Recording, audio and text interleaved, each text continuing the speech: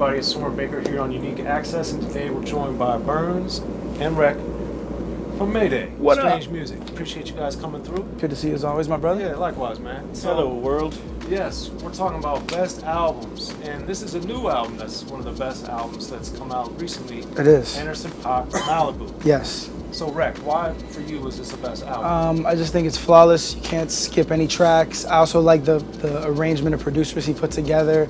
Kind of reminds me of like when Pun did Capital Punishment or Nas did Omatic. Like you have Ninth Wonder, you have Hi-Tek, producer like Hi-Tek I feel like I haven't heard from in a while. So it's just like a really good arrangement of producers. He's got a little bit of everything on there. It's very well balanced. I just haven't heard an album that's that well balanced from start to finish in a long time. Bernz, what about you? Yeah, I gotta agree. I think that album is really freaking perfect. It's like a perfect Sunday album.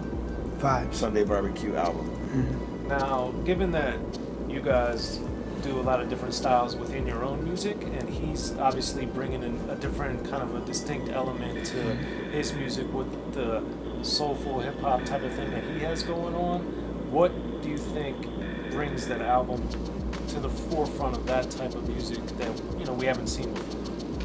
I think he's got a very distinct sound, which is it's hard to do. It's not something you can try to do. Right. You just have to naturally have he's got a distinct voice. His range of influences seem to be wide. Like he mentioned when he mentioned Hall & Oates on the album, I was like, oh, this guy, I love this guy. It was amazing. But I think the distinct nature of his voice and his attack, the way he attacks his singing and his rapping and the balance of it is what makes him stand out. You know, it doesn't sound like anyone else, really. Right, and then obviously he had a big breakthrough. He's been around under a different moniker, of course, but he's been around for a while. And then obviously he shined a lot on the Compton album by Dr. Dre. So with Compton coming out last year, 2015, and then Malibu coming out in 2016, what growth and progression have you guys seen from him as an artist? Well, he put me on to him, I think almost before Compton, when the NX Worries or No Worries, the Suede joint came out, and I heard that joint, and then when Compton came out, I didn't put two and two together at first. I didn't really realize it was the same person because it just sounded so big and epic on Compton. So I feel like I went back and listened to Venice, and to me, Venice sounded like he was just starting to find. Yeah, he was starting to find it. He wasn't really there yet. And the album, the material wasn't as well balanced. But then when he got to Malibu, you could see the progression from those two albums. Because Compton obviously is a different kind of project. So, you know, you don't get to see his command over the music. Whereas in Venice to Malibu, you see a big change. So Bernz, what was it about you that made you want to say, hey, Wrek, check this out? I just like that Suede this song video. That really, I got into him because it was just some cool, slick talking shit. And he's really funky, man. He sounds like an old school artist, you know?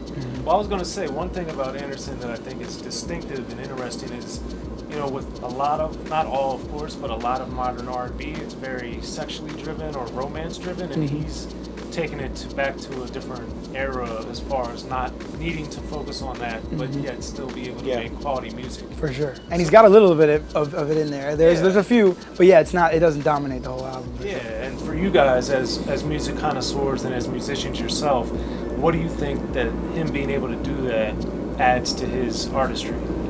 I think it adds variety, I guess, more than anything. Because, like you said, that's something that you're used to from at least the R&B standpoint. Right. So if you hear him there, you're surprised because you hear his voice and the dude can sing. So you expect him, maybe if he's going with that style, to go there, and he doesn't. And the album is very the variety of topics as well is refreshing, you know. So he hits every kind of pocket that you would want to hit as far as life goes, you know. And then balance. Obviously with Malibu and Venice, two parts of the LA metropolitan area, what did you guys see as the differences in his growth as an artist? Like I said before, I think it's just the command of the project. The Malibu seems like such a well put together album, whereas Venice seems like a little bit rougher around the edges, you know. So I think we had heard Malibu already, and then I kind of went back, or we had heard the singles off Malibu hadn't dropped yet. Then I went, oh, let me check out the full album. Let me check Venice out. And already I just noticed a difference in just the tone and the layout of the songs. I don't know, it just felt like he warmed up on that one. Well, there it is. Well, we appreciate Wrek and Bernz from Mayday coming through, talking about Anderson .Paak Malibu here on Best Albums on Unique Access. Holla.